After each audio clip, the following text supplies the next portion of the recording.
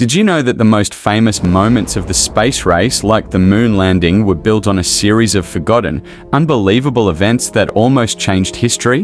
When people think of the space race, they remember 1969, when Neil Armstrong took that famous one small step. But behind that triumph were countless close calls, strange coincidences, and near disasters that most people have never heard of. For example, in 1962, astronaut John Glenn became the first American to orbit the Earth, but during his mission, a warning light suggested that his heat shield was loose. If it came off during re-entry, Glenn's capsule would burn up. Mission Control secretly told him to keep his retro rocket pack attached, hoping it would hold the shield in place. As he re-entered the atmosphere, flames surrounded his capsule and somehow he survived. When he landed safely, engineers found that the heat shield had stayed on, but barely. Then came Apollo 12, the second moon landing.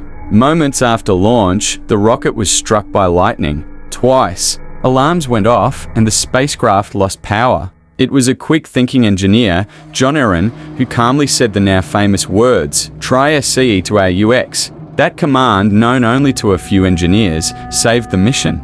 Without it, Apollo 12 would have been a fiery failure.